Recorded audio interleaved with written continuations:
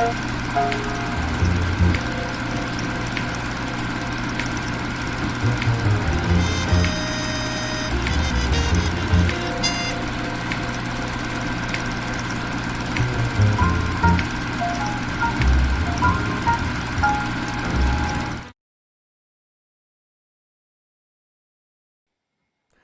and welcome to the Black, White, and Gold telecast.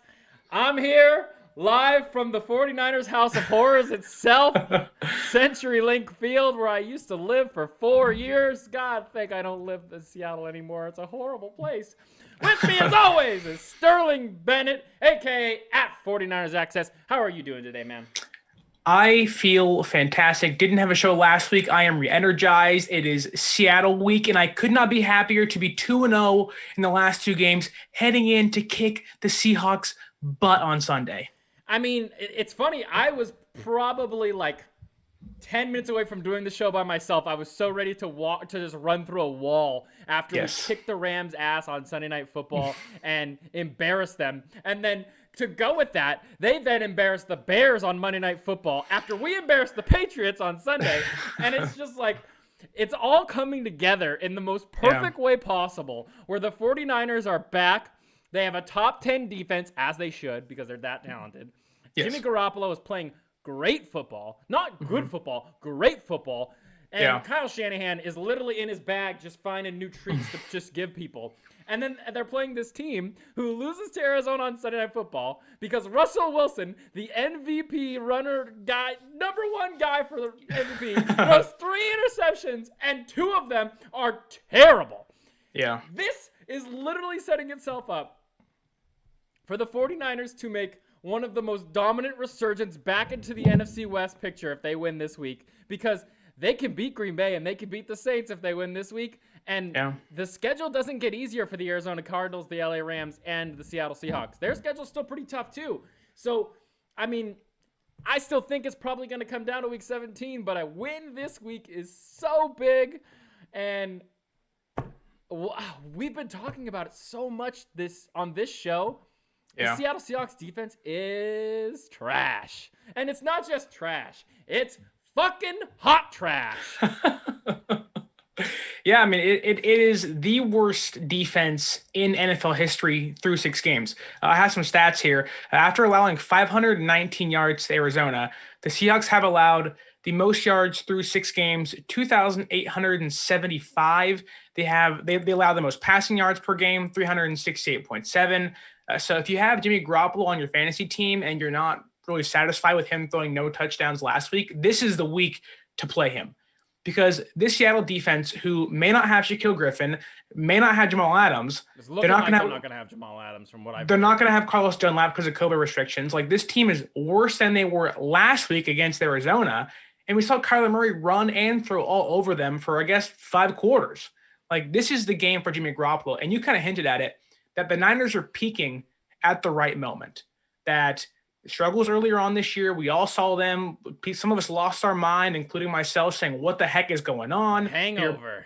You're pointing fingers at everybody saying, Robert Saleh, you're fired. Kyle Shanahan, you stink. Garoppolo, you're out of town. Nick Mullins, you're the guy. Beathard, you're the guy. And now we're sitting back saying, wow, we just beat the Rams, the Rams are a pretty good team. They're not a great team, but they're a top 5 defense currently right now when it comes to points allowed. They have the number 7 rushing defense in the NFL. We ran all over them. We went into New England and demolished a Bill Belichick-led defense, which, even though the personnel isn't there, it's still a Bill Belichick-led defense that knows how to scheme against anybody. And Kyle Shanahan outcoached Belichick for 4 quarters. From the kickoff to the end, it was all Shanahan the entire game. Garoppolo's playing great football. Don't look at the stat sheet. I don't care about the stat sheet. All I want to know is what's the comp percentage. And I made this comparison on my own podcast. You can check that out, 49er Access. Shameless plug there. But Jimmy Garoppolo is like the guy who comes up in baseball with the guy on second base and nobody outs. He bunts the guy over to third to allow the guy behind him to get the RBI. That's who he is. And he's just as valuable as the guy who gets the RBI. He's setting everything else up. He's putting everything in place for the offense to work. He did that on Sunday against the Rams. He had 3 touchdowns. He did it on Sunday against the Pats, no touchdowns. But he got Jeff Wilson Jr. in the red zone 3 times to score 3 touchdowns, to have the best game of his career. I'm excited. Shanahan's playing great, like you said. The bag of tricks is opened, and it is just flooding out because it's just great football from San Francisco at the right time. And the biggest thing is, real quick, I just want to make fun of something. Right up there, they retired the number 12 so their stupid fans can wear it. How dumb is that? How stupid is that? They make fun of our Bang Bang Niner Gang fan. They retired a jersey number up there. What a stupid organization. Seahawks, you guys are stupid. Anyways, the defense is playing so well right now. Yeah. Jason Verrett has been phenomenal. He has the second highest passer rating allowed, which I think it's 23.2 according to PFF in the NFL. It's been amazing. And then my biggest thing I said on my show this week was Emmanuel Moseley has taken that step from unrestricted or free agent guy we got who might be a good corner to taking that next step to being maybe like a Richard Sherman caliber corner. The guy has literally been all over the field. And yes, people are targeting him instead of Verrett because Verrett's so good. But I don't think there's any reason the Niners shouldn't think that Emmanuel Moseley isn't in their long-term plans. He has been awesome. And then last week, you have two backup safeties in Marcel Harris and I'm going to remember it. What? Tarvarius Moore. Tarvarius Moore. I knew it was on the top of my head. Tarvarius Moore, who played phenomenal. And I'm beginning to think that in Tarvarius Moore, you have a long-term option at safety. Not just a guy who comes in as a backup. Tarvarius Moore is probably a starting safety on any other team in the league. But the Niners secondary is so good with Jimmy Ward and Jaquiski Tartt that he's been a backup. But he can hit. He's mean. Oh, and don't forget, they have the best linebacker in All-Pro, Fred, who is literally all over the field. And when interviewed about him, Russell Wilson was talking about him, he's literally everywhere. It's crazy. Fred Warner is going to cost not cost a lot. He's a linebacker. He's not going to cost a lot, but they need to pay Fred Warner. He is the best in the league, bar none. And I think, as well as that, Dre Greenlaw has now taken the next step that I think he needed to take this season, where they can get rid of Quan Alexander for the season. And I love Quan. His crazy-ass red hair, I love that shit. It's great. But I think that Dre Greenlaw is a cheaper option at linebacker that they can then start. And then if Quan wants to take a bit of a pay cut or whatever they want to do with Quan, I don't think they're going to keep him. I really don't. I just don't see it. Because I said this on a show recently with a guy from Sports Illustrated, Leo Luna. Dre Greenlaw and Fred Warner are the embodiment of Patrick Willis and Navarro Bowman in today's modern NFL. Today's modern NFL is about coverage. It's not about just laying the wood. Yeah, sure. There's guys who lay the wood. Bobby Wagner used to just knock the crap out of people. But that's not what this league is about anymore. To be truly great on defense, your linebackers have to be able to do coverage and be able to cover anybody, not just receivers, not just tight ends. And Fred Warner is doing that, and he has 4 interceptions in the last, 12 games? Some crazy number for a linebacker when most of the Niners safeties and corners aren't even anywhere near what Fred Warner's done. The team is still stacked, and they're putting out a quality defense where if they can hold Seattle to 20 points, they win this game, and they win it in blowout fashion because the Seahawks defense is so bad. The problem is you don't hold the Seattle Seahawks to 20 points. They average, I think, 30 points a game. Well, considering Russell Wilson is averaging almost 4 touchdowns a game, it's pretty darn close. The one thing I brought up on my show, shameless plug, on Niners Nation podcast, is that Russell has not seen a defense like this. No. And what I mean by that is, yes, they saw Stephon Gilmore, but we watched George Kittle say, "Sup, dude," and then burn him on those videos the Niners put out this week, which was pretty wild. Do you think he actually said, "Sup, dude"? He said, "Sup, dog," something like that. That's exactly what he says in the video. It's pretty funny. And then he just burns the shit out of him. It's great. Yeah. But so, and so I had a Seahawks news guy or radio guy on my show, and he talked about how, Stephon Gilmore is the best corner that they're going to see. And I don't think that's true. I think it's Jason Verrett. I think Jason Verrett is the best corner the Seahawks have seen all season. And I think that this secondary and this defense, minus the pass rush, which is still kind of getting it figured out, I suspect they're going to start using Jordan Wills in a different way, maybe to get to the quarterback a little faster. Maybe so, because I think Eric Armstead's getting double-teamed literally every play. Well, he's playing out of position. That's the issue. He's not playing what he's supposed to play in this defense. He's playing inside again, or on the outside, excuse me. He's not an outside edge rusher. He's not. He's an interior lineman, and he's playing outside. Exactly. And so that's the thing is with the Jordan Wills thing, I'm hoping they figure that out. The pass rush is going to get better. I still think they should trade for a Ryan Kerrigan or something along those lines, but I think that's talks down the line. Right now, this defense, even without Ryan Kerrigan and without a pass rush, I mean, it's not a bad pass rush. I'm not going to say they're bad. They're middle of the road when it comes to pass rush. It's better than Seattle's, which, I mean, it's not saying much, but it's something else, especially playing them this weekend. But the Seahawks defense, the problem is they're so afraid of getting beat down deep that they're playing so far off the ball that George Kittle and Brandon Ayuk specifically are going to have a field day. If you have Brandon Ayuk in fantasy, start him because he's going to murder the Seattle Seahawks on Sunday.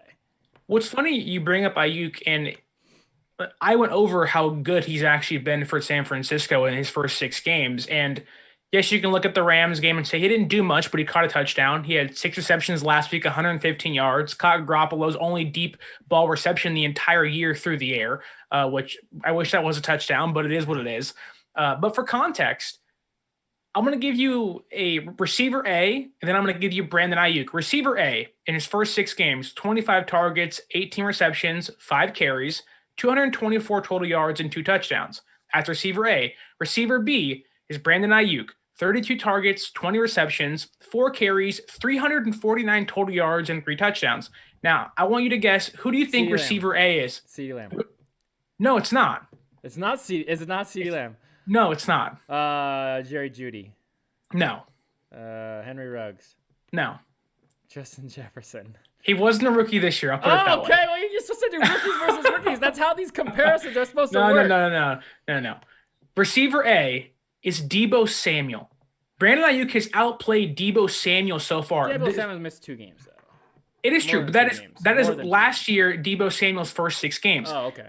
What I'm saying here is that Brandon Ayuk is having a larger impact in this San Francisco offense, whether it's the deep ball, running the ball, entirely on the offense. Brandon Ayuk has been better and a larger impact than Deebo Samuel has, and we love Deebo Samuel. Deebo Samuel is wide receiver number 1 here. Yes. Brandon Ayuk's been better than Samuel so far in his career. Ayuk isn't playing like a rookie. That's the thing, and that's the crazy thing about it.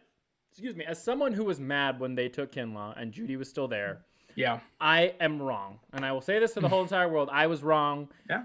They knew something about Ayuk that nobody else knew. Ayuk is better than Jeudy, and he's probably not better than CeeDee Lamb because the Cowboys are just hot trash without Dak Prescott. Yeah. Because Dak Prescott is literally – one thing I want to say real quick. The Seattle Seahawks are so freaking bad that if Russell Wilson wasn't their quarterback, they would win 4 games. And that's what we're seeing from the Dallas Cowboys now. Yeah. They're so bad that Dak Prescott makes up for so many different deficiencies.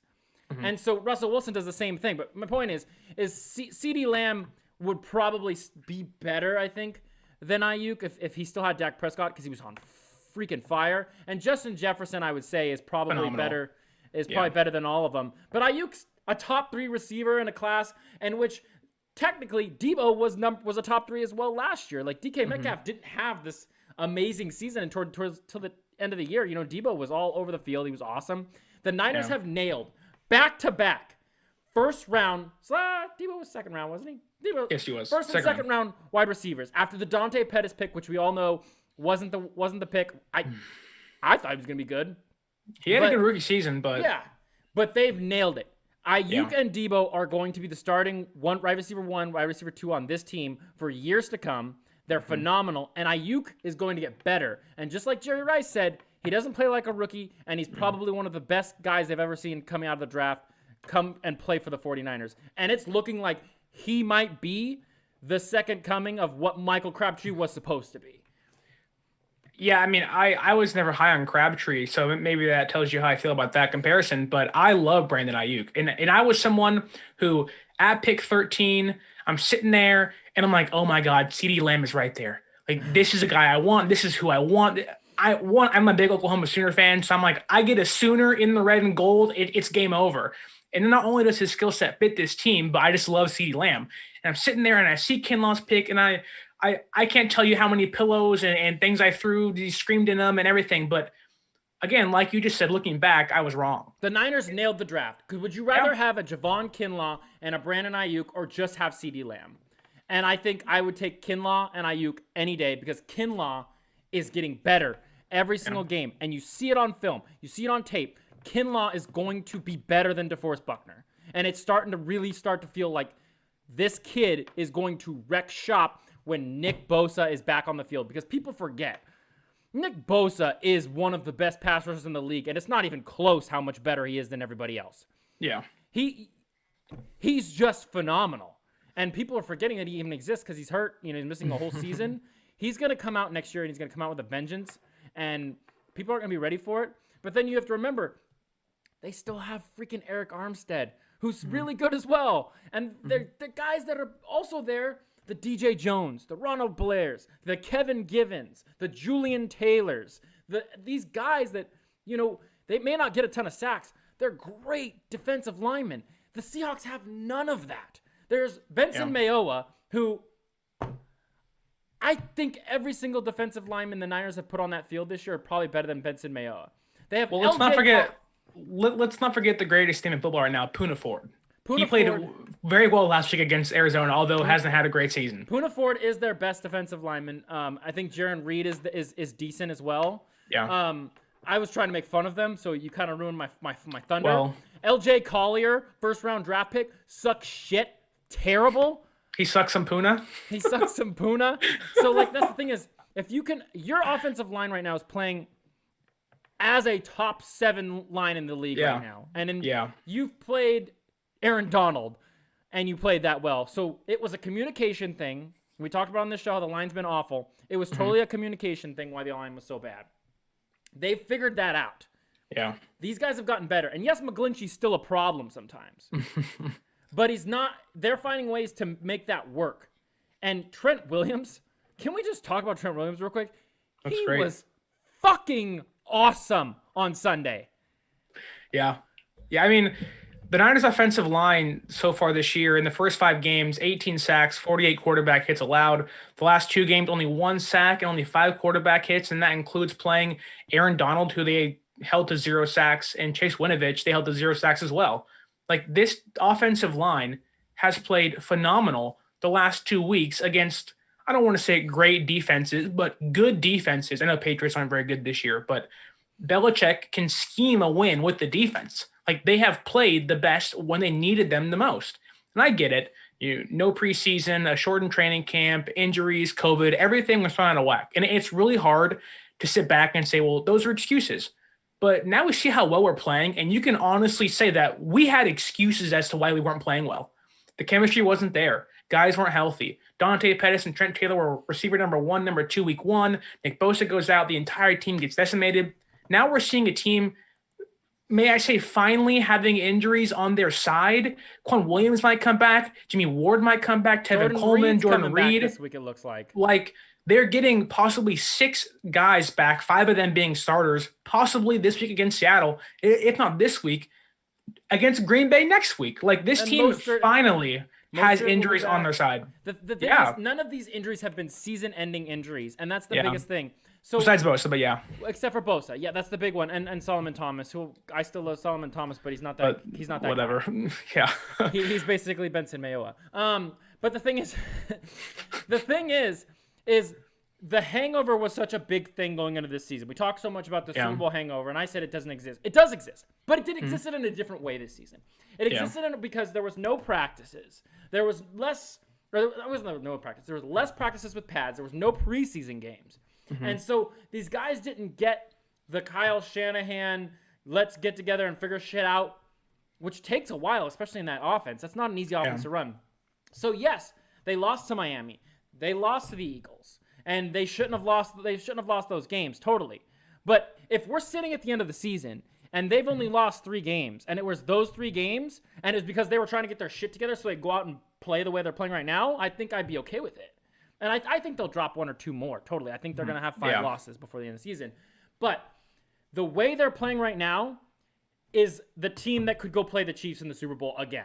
Or the team that could go play the Steelers in the Super Bowl. And yes, they're not completely healthy, but the offense is so much better than what a lot of people are putting out there. You know, the Buccaneers are probably one of the teams. The Seahawks, the Cardinals, Green Bay, like, that's about it. Those are the offenses in the NFC right now. The Rams, Yeah, it's not bad. I mean, they've looked okay. The Niners completely decimated them on offense. The Niners haven't gotten decimated on offense since they figured this shit out against the Rams. And yes, it's only 2 games, but it doesn't feel like they're going to go into Seattle and lay a goose egg or anything because that defense is so bad. Then they play Green Bay. Horrible defense again with a team that hates your guts just as much as this team does. You're playing back-to-back teams who literally hate you more than any team in the NFL. And that's the thing is you're not playing great defenses, and Kyle Shanahan's going to be in his bag. Yeah. You should win the next 2 games, and you're not going to win them in blowout fashion because the Seahawks don't get blown out. They don't blow anybody out. But you should win them convincingly. If you are going to be a Super Bowl contender or you're going to win the NFC West or you're going to even make some noise in the playoffs, the next 2 games should be won and won convincingly where we walk away and we're on this show and we're like, they're back. This is, and I said it a couple weeks ago, on one of my other shows is the 2019 swagger is totally back. They look like the 2019 San Francisco 49ers the last 2 weeks. They went into New England and clearly knew they were the better team. And it's funny because Shanahan did an interview. He's like, I thought it was gonna be like a close game, and they blew them out. Yeah.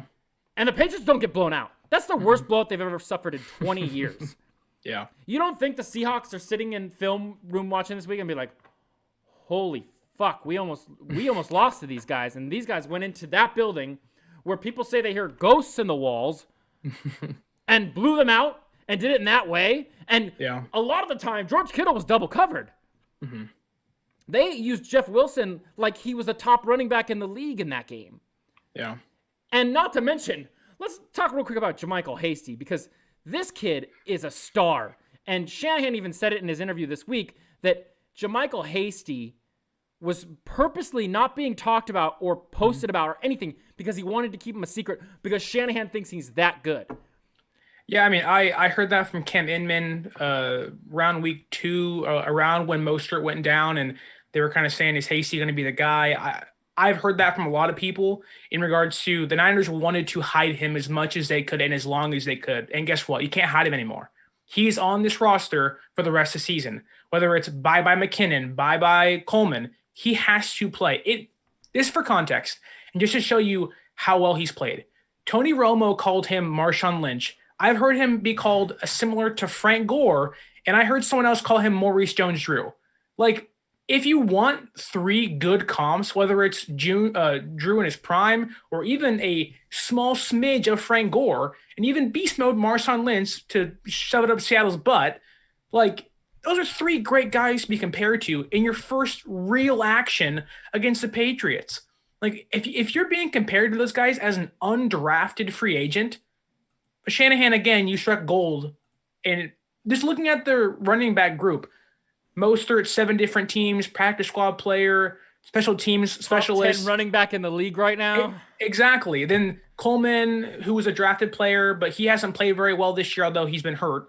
McKinnon, who's been hurt the last 2 years, showed some sparks here and there earlier on in the year, but has fell off a lot since the Dolphins game. Obviously, everyone fell off after the Dolphins game. But Wilson Jr., Mostert, and Hasty, their 3 best running backs are guys who were undrafted or written off by every single team they played for. That is how great Kyle Shanahan has been at finding these guys. And that is exactly why Wilson Jr., when he comes back, and Hasty and Mostert, they have to be the 3-headed monster. No more Coleman. No more 3 yards per down. I can't do it. No more McKinnon in passing downs. I can't do it.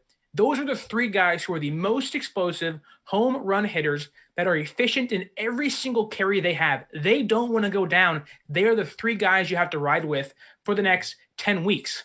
And that's the thing is this offense continues to take injuries, but they're also getting healthy. I think people don't remember. The Jets and the Giants are terrible. Yes. Terrible.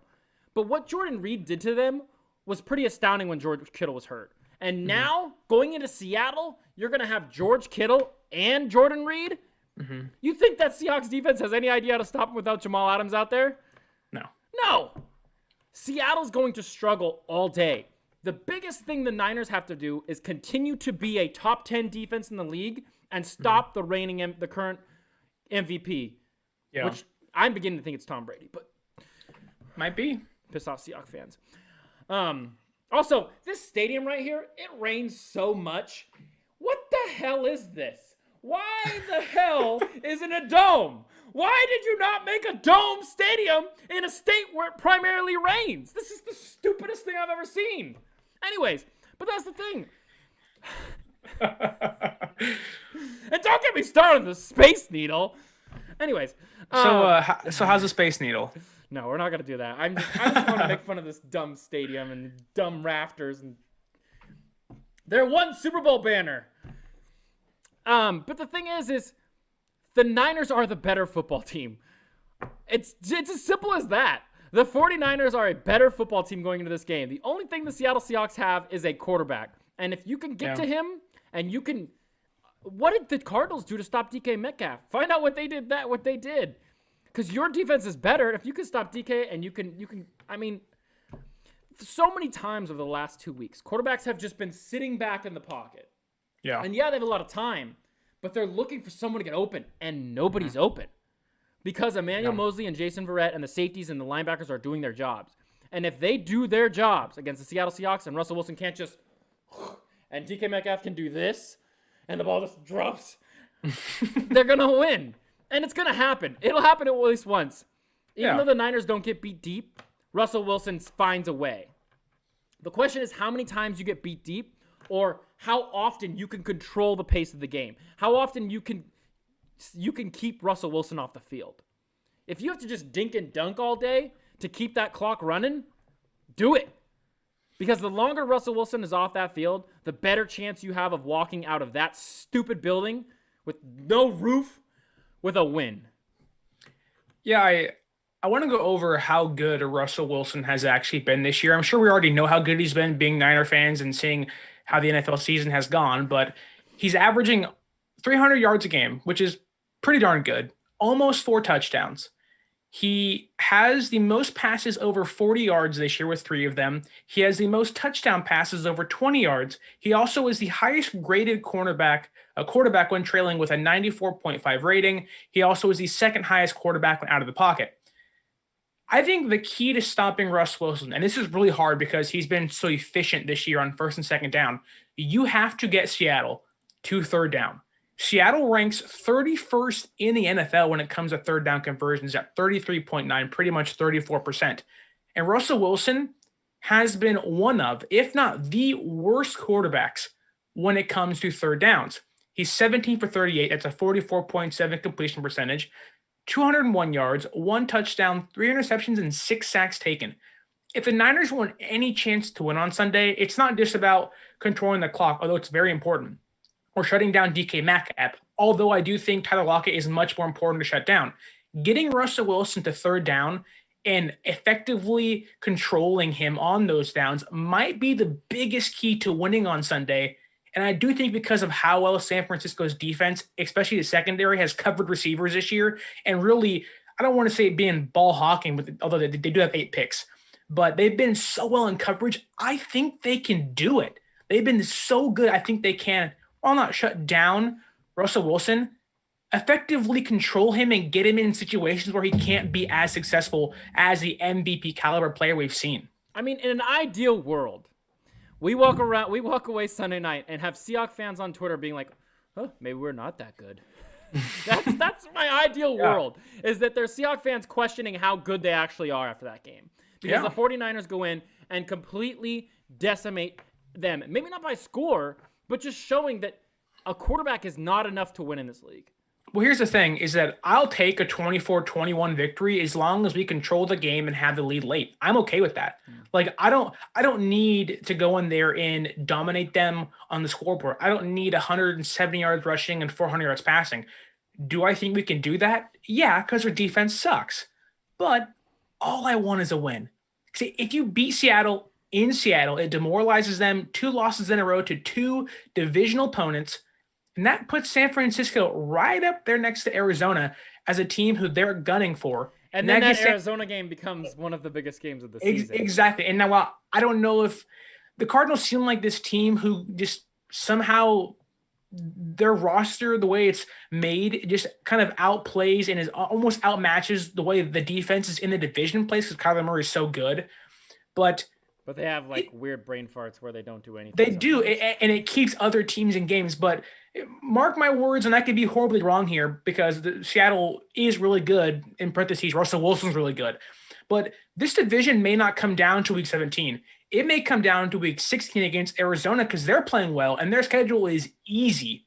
They have nobody really to play. Like, they could beat the guys by default because they've already beat Seattle. They've already beat San Francisco. They're probably going to beat the Rams at least once. Like, Arizona could be the guys to look out for, not Seattle, which I think would be a surprise, but just because of what they have going for them, they're hot, they're playing well. They do have brain farts. Than the Seahawks too. I mean, that's true, but I'm not a big DeAndre Hopkins fan. Kyler Murray's an OU guy, but he's in our division now, so I can't like him. So I don't know how I feel about it, but I would not be surprised if Arizona Cardinals are the team to look out for this year if we beat Seattle this Sunday. And the thing is with Arizona is they lost to two not good football teams. I think they lost to Carolina and they lost to the Lions. And so the thing is, like, they can drop bad games too, like the 49ers, but they've gotten better. The week 1 game, the Niners almost won and they played horrible. Yeah. It wasn't like the Cardinals played that great. Kyler Murray played great. The Cardinals weren't that great. That defensive scheme, what they did to George Kittle was, sure. But the Niners didn't have any receivers. Of course, you're going to stop George Kittle when you don't have Ayuk or Debo out there. And the only guy they have out there is Kendrick Bourne that can catch anything. And Kendrick Bourne worked his ass off, and still, Kendrick Bourne is not enough to win. Let me ask you a question before you go on. I've heard this rumor out there. I don't know where it came from, and it's about Kendrick Bourne. It's about that he's in Kyle Shanahan's doghouse. He wants to leave and go play near Portland. Do you know if there's any validity to that? Because when I saw it, I called BS. It sounds like bullshit. There's no way. He's this team's best first down catching receiver, although he hasn't played great this year due to drops. But I heard it and I said, what? Like, what? No, that's not true. That sounds like something Grant Cohen puts out because he's a jackass. Sorry, Grant, if you're watching. Grant, I love you, and you're a great guy, but you say jackass shit on Twitter. Jeez. I'm up for everybody tonight. It's Seahawks week, baby. He's going to text me and say, dude, what the heck? Grant, I love you.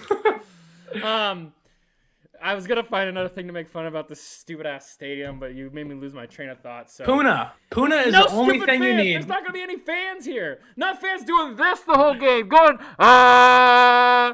You don't have to worry about that. I haven't watched a Seattle game in Seattle this year besides that Patriots game, and nor do I really care that much because I was working. But do they, when there's no fans, do they put like big the 12th man banners over the seats? So that's so obnoxious, and I hate it. They have the 12th man banners, and then they have like this thing that like has all the different football teams in the state of Washington. I'm pretty sure. I hate that. And then they still do their stupid flag thing, where they're like. They play their stupid music and they put their flag up and they blow the horn and it's like 12s and everyone's at home's like It's like they still play their stupid ass song when they come out. Da, da, da, da, da, da, da, da, da. Your song sucks. Your team sucks. Your defense sucks. Your song sucks too. Your quarterback doesn't though. That's true. But really good. I remember, you know what my favorite thing is about this stupid stadium is last year when we won and Nick Bosa is doing this to everybody. Wait, sorry, I'm too high. My stupid ass thing. He's waving at everybody and all the screens around the whole stupid building say thank you 12s. I wish I was good at Photoshop. I just wrote fuck you 12s. That's great. I hate them with every I just want to say real quick. I hate the Seattle Seahawks with every fiber of my being to the point where it burns with the fiery hot passion of 1,000 suns. I lived there for 4 years and worked in Seahawks radio for 4 years. I hate them. I want to kill them every single time we play them. And I don't think it's going to happen, but if it was any other time where we're just going to blow them out, it's now. Yeah. It's now. And if you really want to just make a statement, because the Tampa Bay Buccaneers are making a statement every single week right now. Yeah. They are insane, and Tom Brady is playing at an MVP caliber level, and hot take, he might be the MVP right now. Sure. But you want to make a statement, you go into that stupid building with no roof, with the dumb 12 retired in the corner over there, with the stupid banners that say 12s, with their dumb flag, with the stupid Puna. In their dumb city where it rains all the time, and you beat their ass. And the stupid Space Needle. And the stupid Space Needle has glass floors. And it costs $75 to go up an elevator and look at glass floors. What the fuck, Seattle? What the hell? You're not San Francisco as much as you want to be. And stupid Microsoft and Bezos. Ugh. Bezos. I hate that whole city. Stupid Bezos. That's great. One thing I will say about the Seahawks is their offensive line does seem to be playing a little bit better than it has in the past, which is the one thing I do worry about is it's going to come down to coverage as much as the pass rush for the Niners is a problem, and I think that the coverage is their strength. I think it's going to come down to coverage even more so because it seems like the line is protecting Russell Wilson better. They are going to be using probably DJ Dallas as their starting running back. And I don't know if you know about DJ Dallas. I don't know much about it. I don't either. So, well, I wanted it to be Carlos Hyde revenge game and just kill him. That's what I really wanted it to be. I mean, I like Carlos Hyde. He played for a crappy team and wasn't very good for us, but I don't mind Carlos Hyde. But he made I know leave. that's true. I guess that way I have to hate him now. But yeah, I mean, Seattle is banged up more than the Niners are. Maybe we have 30 viewers. Which is crazy, but Travis Homer, Chris Carson, Carlos Hyde. I know Carson's out this week with I think it was a foot sprain, suffered against Arizona. Carlos Hyde, I know he's questionable hamstring injury. He'll probably miss time. Travis Homer, who was the guy I'm pretty sure that Dre Greenlaw killed last year at the 1-inch line. Oh, I know Hollister. That's who it was. Sorry, excuse me. He but sucks Homer too. They all suck. No, but seriously, like they are down 3 starting running backs, like, and 2 of them aren't even starting caliber. Like that is how thinned out Seattle is at running back, which means Wilson's gonna have to win this game by himself. Now he's done that. He did that 5 times this year already. But when you eliminate the threat of no Chris Carson, really no running game in general, and you can key in on guys like DK Metcalf and like Tyler Lockett. Like Tyler Lockett and Russell Wilson this year, oh my God. They're awesome. Yeah, totally. 77 completion percentage rate, 542 yards and 7 touchdowns. A third of Russell Wilson's touchdowns have gone to Tyler Lockett. If you're giving me one guy to look out for, it's not Greg Olsen. It's not even Russell Wilson to a certain point because you can't guard him in the secondary. It's not even DK Metcalf, who is playing phenomenal this year. It's Tyler Lockett. That's the guy. And yeah, he's been a pain in the butt. He's been Golden Tate 2.0, if not better, in Seattle. He's been great. But that's the guy I look at and I go, Mosley, if it's you, I'm sure Mosley's going to guard Metcalf this week because he did a great job last year. But if it's Verrett, like I have confidence Verrett's going to lock him down. And we're going to walk out of Seattle 27-20, 33-26, and we're going to walk out and Garoppolo's going to have the gold chain on. He'll be throwing balls to no fans in the stands again. I hope that's a thing now, that every time we win, he just puts the chain on and he's like, fuck your team, because I'm down for it. Why not?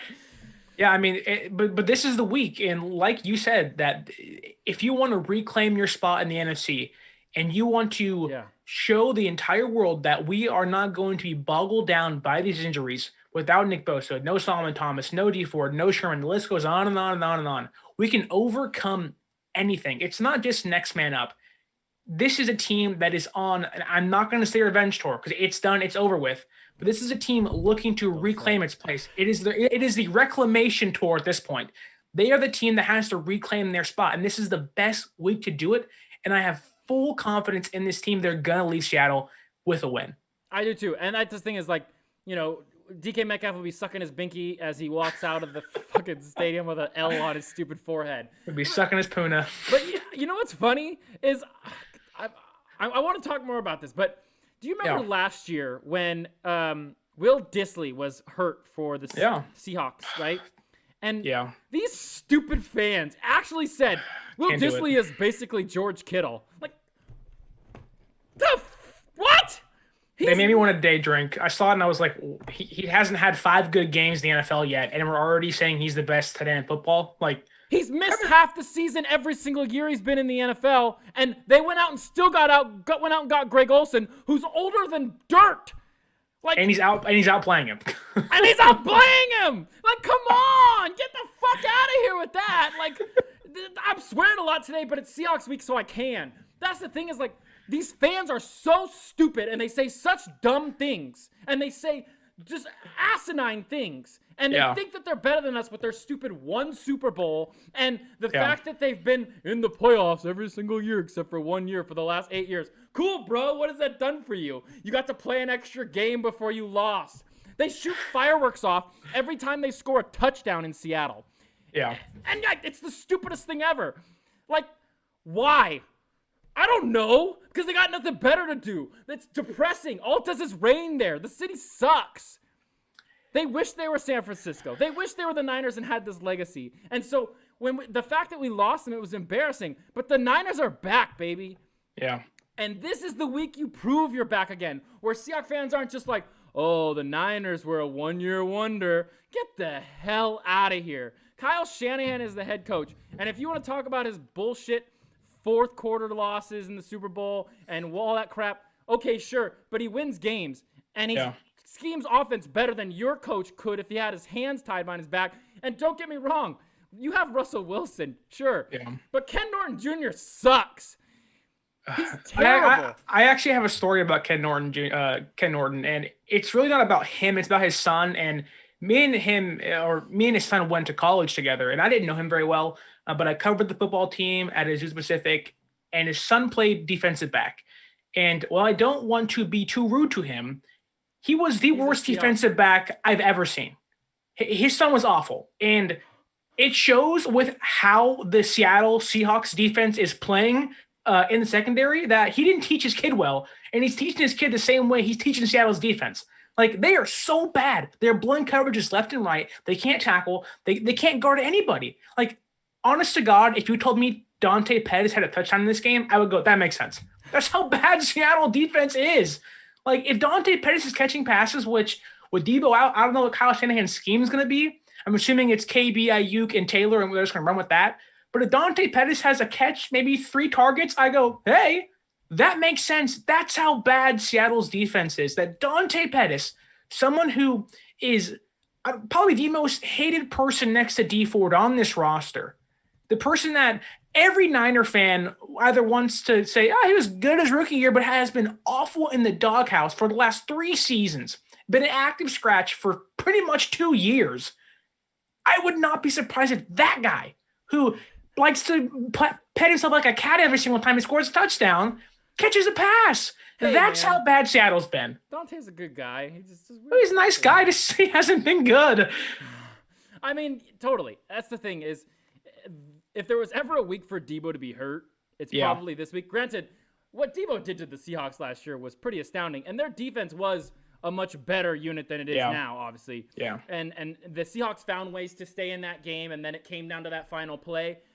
And it probably still will come to some sort of final play where it's either they score a touchdown or there's a stop because it's Seattle and Russell Wilson moves the ball down the field. Mm-hmm. But the thing is they are not going to be able to stop San Francisco. Nope. At all. All night. Carlos Dunlap isn't there yet. And let's talk about Carlos Dunlap real quick. Carlos Dunlap has 1 sack all year, and people are like, oh, he didn't play that much. Last week, he played 80% of the snaps against the Los Angeles Chargers, and he didn't even have a sack. So I understand your defense sucks. Like, don't get me wrong. Yeah. I understand it. But Carlos Dunlap is not going to fix your problems. They need another pass rusher. They have no first-round picks. They spent every pick they have on Jamal Adams, and he played 2 games, maybe 1.5. Like, come on. The guy literally is a great game wrecker. Wrecks the game every time he comes in, right? But when Jamal Adams gets in coverage, he's awful. And so, I mean, we're probably not going to see Jamal Adams, so it doesn't matter. No. But this team is so bad on defense, and Shanahan is so good on offense. There's no reason that the Niners shouldn't score more than 30 points. Yeah, I mean, I currently have my score prediction at 30-24, so I'm sure it's going to be around there. It's going to be close. It may be 30-23. It could be 33-26. I don't know. But Seattle's defense, it's almost like if you look at a chart and there's an axis and it meets in the middle, the teams are doing this and they're crossing, and it's just the Niners are going skyrocketing up and Seattle is skyrocketing down. That is the Niners offense and the Seattle defense. They are headed in two opposite directions. But both offenses are going up. That's the difference. The Niners offense is continuing to get better. Then the Seahawks probably is the best offense in the league. Like we're having fun. We're making fun of Seattle. It's a Niners show. We're having a good time. The Seahawks offense is nothing to scoff about. Russell Wilson really is good. Cooking. Yeah. There was a stat I saw that was like the Seahawks on 2nd and long, and they're throwing the ball more than anybody. Yeah, because they have to. And yes, they have to. But the thing is, and they're also playing teams that don't. I mean, the Cardinals are the best defense they played, and you saw like Russell Wilson still did a lot. Like he threw picks, but he still did a lot. Yeah. The one thing about Seattle is the run game always was able to hide things that happened in the passing game that were questionable, where like they'll throw like a short pass and they won't get any yards. They're throwing the ball so much, and the running game really just hasn't been a factor at all. And the Niners are good at stopping the run and the pass. Yeah. And so the Niners defense, if it comes out to play, I don't see a way they lose this game. I just don't. And it's I'll say it again. Russell Wilson's phenomenal. He's been freaking awesome. Yeah. But the Seahawks defense is going to get scored on willingly all night. And if you get one stop on Russell Wilson in a key moment, you win this game. And that's what the Cardinals did. And they did it twice. That's the thing. The Cardinals stopped the Seahawks twice. They should have. This fucking idiot in Arizona iced his own kicker. Yeah, I remember sitting in a bar watching that, and I'm with my face mask on, of course, because I'm following COVID protocols. Of course. And seeing that he iced his own kicker. Yeah. If he doesn't ice his own kicker, that game's already over. And then it takes Russell Wilson, who is now – the game literally relies on him at that point because they're not going to run the ball. They're running out of time in overtime. Tries to force the ball, throws a horrible interception, and then they finally do make the kick. So Russell Wilson had the game on him twice, and he failed both times against a defense that's worse than ours.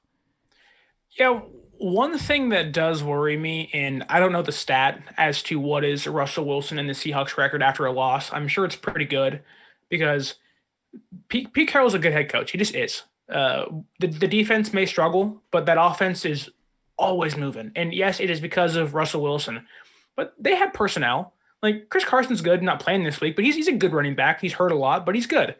DK Metcalf, Tyler Lockett, like they have weapons around Wilson to help him be successful. And he maximizes their potential every single week. Like the Niners can't just come out here and say, okay, it's Russell Wilson. They can't run the ball. Let's play, our normal scheme, and we're going to drop 5, and we're going to sit at the first down yard line and just sit there and make him throw. He can't do that. He will pick you apart that way. And I truly believe that Robert Saleh, after a horrible Brian Allen game against the Dolphins, he's no longer on NFL roster, by the way.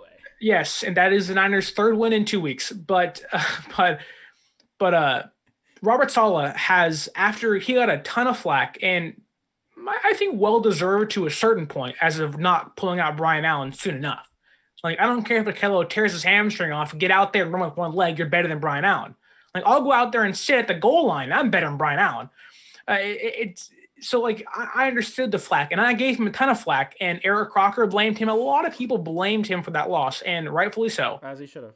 But Robert Saleh, oh my goodness, your defense, like congratulations, all applause goes to you. You have taken this team, this unit that got rocked and got throttled. They got boat raced to a certain point by the Dolphins.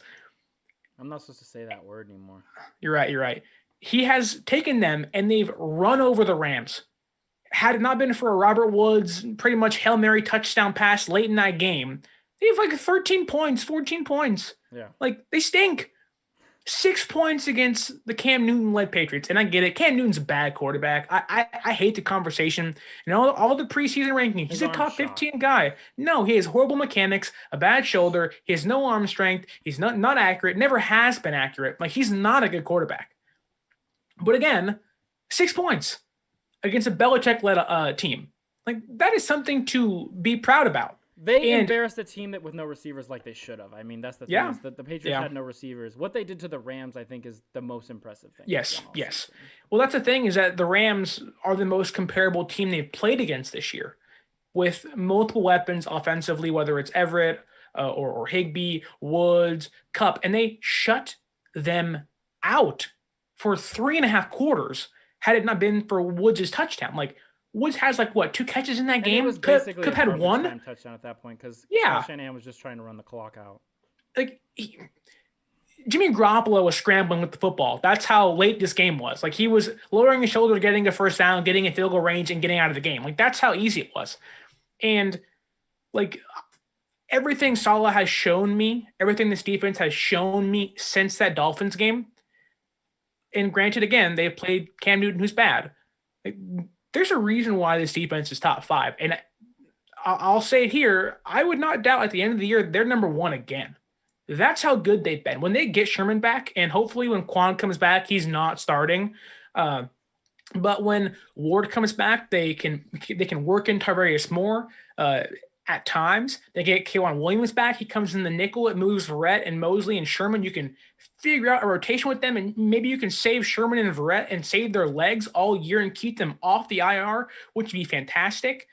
This team is getting healthy and playing their best football when they need it most. And that is, from where we were, that is the best feeling in the world right now as a Niner fan, because this season could be over with. If Garoppolo doesn't get healthy and he plays horrible against the Rams, we could be seeing Beathard and Mullins. As Niner fans, we should be grateful that this team snapped back. And it's giving you nightmares. It's Halloween, it's spooky season. This scary Avenged Sevenfold poster I've had since I was in the 7th grade. That gives me nightmares. Nothing's more scary than where I am. This building that has a fucking jersey number retired in the corner up there that fans wear and write "fan" on the back of the jersey. Sorry, it still blows my mind. It's the stupidest thing. No, I mean, but we can stick with that. Imagine not retiring a jersey of a player, but of a fan base who has only really been existent for a little over a decade. You're gonna get me started. But yes, Robert Saleh, all credit goes to you. You deserve flack for it, but you deserve all the credit as to how well the defense is playing right now. All right, we're going to get to a score prediction. I got one more thing to say about the city of Seattle. Do it right now. On Fridays, they call it Blue Friday because they have to make sure that everyone knows that they were fans before 2012. So on Friday, it's Casual Friday in San Francisco and in normal places. But in Seattle, you have to wear your Seahawks jersey. And if you don't, people are like, oh, were you really a fan before they were good? Come the fuck on. Come on, man. They're like, oh, it's because we're prideful and we love our team. I was like, no, it's literally because you're trying to prove you were a fan before they were good. And will they be good for a long time? Totally. Russell Wilson's there. Are they that good this year? I think Russell Wilson's really good. I have been on this train, on this show, that the Seahawks are not that good. Yeah. The whole season. I've said it multiple times. Think about who they've played. The best team they've played before they played that Arizona Cardinals team was the Miami Dolphins. And Ryan Fitzpatrick was dog shit in that game. He wasn't even good. They still almost won, though. And the damn Miami Dolphins almost found a way to win. And they were missing multiple corners. Parker had over 200 yards. Ayuk is going to have 200 yards. I want it to be Sunday so bad because I'm so ready for this. This is such a huge statement. If you go into that stupid building with no roof, with dumb, stupid jersey retired, no fans going, all game, and the stupid Sea-Hulk. Oh, don't get me started on the damn Sea-Hulk. It's a man with muscles. He dresses up like the Hulk, calls himself a Sea-Hulk, and thinks he's a celebrity. What the fuck ever, bro. And you win. It doesn't matter how you win. You win. Yeah. You're not only back in the NFC West race. Mm-hmm. Yeah. And you probably are the favorite again. Yeah. Because you should beat the Arizona Cardinals again. They embarrassed you the first game of the season. And it wasn't, they didn't blow you out. They embarrassed you because we had the revenge tour and all this fun stuff and time for the Niners to get their revenge on everybody. And then they go and lose that first game. That was embarrassing. Yeah. Because I know, on this show, we were like, Niners are back, going all the way to Super Bowl, we got this. And then they lose that game. That was embarrassing. Yeah. And yes, Budda Baker currently is the defensive player of the year, I think. over Fred Warner? Yes. Buda Baker has been that good. I think it's Fred Warner and Buda Baker right now. And Aaron Donald, of course, minus the fact that we made him do nothing. Well, considering Aaron Donald has to call Daniel Brunskill daddy for a while, I don't think he can be in the conversation yet. Well, that's the thing is anyways, and when they play Arizona, they should be able to win that game. And it's in Arizona. Yes. They're going to have fans. It looks like they're bringing 4,500 fans every week from here on out, which nice. Good for them. Yeah. Wear the mask and don't be a jackass. Because exactly. I was fully ready to go to that Niners-Packers game next week. Which I don't know when we're going to do this show because that game is on Thursday. We can maybe record. We can do a post-game show or something like that. But I mean, if we want to get to the Green Bay game, we can. But I was just thinking we make fun of Seattle for an hour here tonight. But that's much more fun. So finally, let's get into a score prediction because we are talking way too long, and I feel like I'm repeating myself over and over again because I just love talking shit about this city because I hate it. The 49ers are going to win this game 37-34. Wow. Because Mr. Robbie Gould is going to make a kick to win the game because he didn't play last time. The Niners are 14-2 last year if Robbie Gould plays. Yeah. Because what was his name? Chase McLaughlin, and that is the one thing I said. A lot of people forget that despite Seattle beating us in Santa Clara, Jimmy Garoppolo had this team in position to win it, to kick a game-winning field goal and Jimmy didn't at the fourth quarter. Well in that game. No, he didn't. No, he was getting clowned on by Clowney. Well, Emmanuel Sanders got hurt. Kendrick Bourne was dropping a ton of passes. Debo didn't play well. Like everything, exactly. Like they were so set back with injuries and just poor play from key players. They still almost won. And again, this Seattle defense is worse than last year's. We did have Nick Bosa, though, who is a god. It's true. I do miss Nick Bosa. I saw him doing his ab workouts this week on Instagram, and I said, please come back tomorrow. I wish I could give my knee to him, just like I wanted to give my knee to Jimmy Garoppolo a couple of years back. But yeah. Exactly. As we said for the last hour, the 49ers are a better football team. Whether the record says they are or it says they aren't, frickin' Seahawks almost lost to the terrible Minnesota Vikings, who were the only Falcons win before tonight.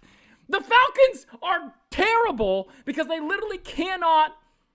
It just doesn't work. Their minds don't work like normal football teams where they want to win football games. They want to find a way to lose games in the most heartbreaking fashion every time. And they literally went into Minnesota and blew them out. And Seattle was like, we're going to let Adam Thielen throw for catch 200 yards. And we're going to have to make Russell Wilson drive down the field 96 yards to throw to a beautiful pass to DK Metcalf to win the game. Everything says after that Arizona Cardinals game that the Seahawks are not that good. Yeah. And if the Niners can win, that point will come on. If the Niners lose, then the 12s are going to keep talking their smack, and hopefully they're going to keep hoping that they can get their fans in there because they think it's an advantage when it's really not, because most people are on the silent count anyway, because it's fucking stupid that people think that crowd noise is actually a factor in football games. Also, they retired that stupid-ass jersey. Yeah, I mean, I think this Sunday will be closer than what you said. I think it's 30-24. I could easily see San Francisco down in the fourth quarter. That doesn't mean they're going to play poorly. It just means because it's a divisional game against Seattle in Seattle, and those games are always tough. The Niners, before last year, Week 17, when Garoppolo went in there and won the game, they hadn't won a game in Seattle since 2011 when Alex Smith outdueled Tavares Jackson, the Vikings' great quarterback, when Gus Frerotte was taking his job in like 2007. Like, that's the last time San Francisco had Niners won. Were also dog shit for a really long time. Oh, they definitely were. Tim Rattay, Cody Pickett, Troy Smith, the list goes on and on and on and on. But again, even with Kaepernick and Smith in his prime, the Niners couldn't win. The Seahawks, keep in mind one thing about the Kaepernick. I don't like giving Seattle credit, but I'm going to give them credit real quick. The Seahawks defense, when Russell Wilson first came in, is statistically one of the greatest defenses of all time. And it's fantastic. They hung in those games. That NFC Championship, they hung in with that team. And yes, they did get blown out earlier in the season, but that was back when like crowd noise was like a big deal. It's 2020. Crowd noise wasn't a big deal. And 2019, it wasn't a big deal. And in 2018, the Seahawks lost to the shitty Washington Redskins at home. Football team, man. Come on. No. They were the Redskins at the time. That's why I can say it. Now they're you're the right. football You're team. right. I love me some football team. They beat Dallas last week and killed Andy Dalton. But anyways, poor Dwayne Haskins. So, this isn't an NFL show. We could talk about the Vikings or the football team. But anyways, what's your score prediction? Because I'm gonna keep rambling if the show goes on any longer. My final score 30-24. I think Garoppolo has.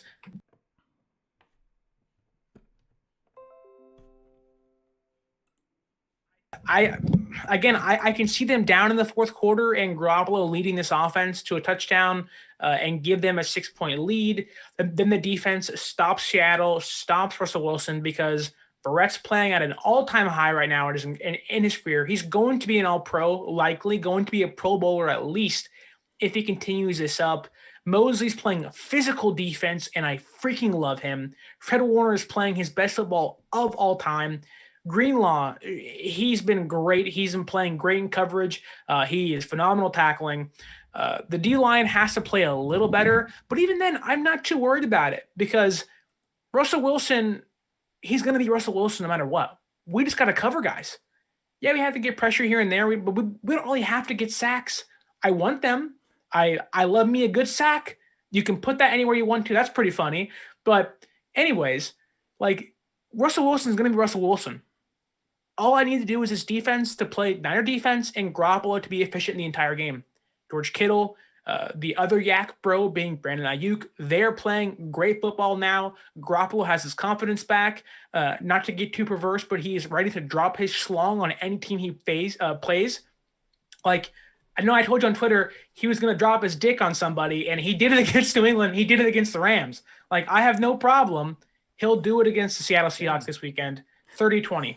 30-20. Damn, you have a blowout. I can't say blowout with this team. I just don't. The Seahawks don't blow anybody out, and they don't get blown out. It's weird. I just can't say blowout. But I think they win, and I think it's fun.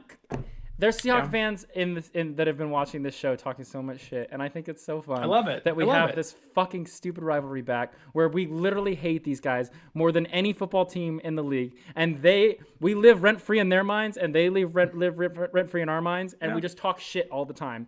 And my Twitter is going to be a dumpster fire on Sunday, win or lose, because I worked in the city for so long, and there's so many people who just don't like me because I'm a Niner fan. That's fine. I don't care. Yeah. This is fun. This is the way it's supposed to be. This is Giants-Dodgers level shit. Yeah. This is probably one of the best rivalries in the NFL. Because both these teams are always these two teams, they got good at the same time. That's why it's so fun about had a few so years fun. They weren't, but yes. Oh, true, but Kaepernick, Wilson, Smith, Wilson, like they got really good together and Seattle eclipsed them. And we're angry at them for that, and we're the Niners eclipsed them last year, and then hopefully that can continue. Of course, but it's fun. It is. I don't want to say my favorite rivalry because I am a big Giants fan, but Bay Area Sunday football against Seattle, like my face is red and gold. I'm wearing the jerseys. Like if we lose, I'm sobbing in the bathroom because we lost. If we win, I'm out there streaking because I'm so freaking happy. I'm not gonna streak, but yeah. That's fine. I mean, that's the thing. Is one thing I just want to remind Niner fans and Seahawks fans before this game is, we've talked a lot of shit. We've had a lot of fun making fun of your stupid stadium and all this stuff, but it's football. Don't go beat someone up because we lost or we win. Don't be an asshole. Don't ruin someone's freaking life over a football game, please. I understand, this rivalry is fun. We hate these guys. They hate us. It's great. Kyle Shanahan said it in an interview after the game against New England and said, we know who we're playing next week. We know who they are. And every player in that, you could tell every player in that locker room was ecstatic because they hate these guys so much.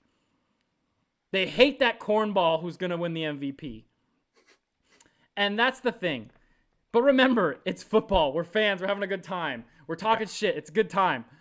So don't be an asshole on Sunday. No matter what happens, don't ruin someone's damn life, please. If they want to check out your stuff, Matt Sterling, how can they check it out? Yeah, well, one, you can follow me on Twitter at 49ers_access. You can follow me on Instagram at 49ers.access. Niner News, consistently, I'm on my phone 8 hours a day trying to make the best content for you guys out there. And if you want to listen to my podcast, new episode dropped this morning previewing this Seattle game, the keys to stopping Russell Wilson, Brandon Ayuk's tremendous rise to the top of the NFL. You can preview that on Anchor at 49ers Access on Spotify, iTunes, everywhere podcasts are sold. 49ers Access. And you can check out anything I do at NinerNate49 on Twitter. I also have a show I do every Tuesday morning, the Niners Nation podcast on SB Nation. Goes up every single Tuesday morning. This week I brought on Jason Puckett from 950 KGR to talk a little smack about this big rivalry. And it was fun, a good time. And it's always, like I said, it's fun because these two teams hate each other. We hate them. Bang, bang, motherfucking Niner gang. Because I know they hate it, and if they're still watching. We will see you next week after, God, I hope, a 49ers win over the hated Seattle Seahawks. And on to Green Bay. I don't know what we're going to do yet. We'll keep you posted on Niners Noir, and we'll figure something out, maybe a post-game, maybe even a Wednesday night show if we can find some time to talk about the Green Bay Packers, because if the 49ers are coming off a win of the Seahawks, it doesn't matter if they get a little more injured. They're going to beat Green Bay because they literally own them. But we'll see you next week. Go Niners. No more injuries. Let's keep this a hype train rolling, baby.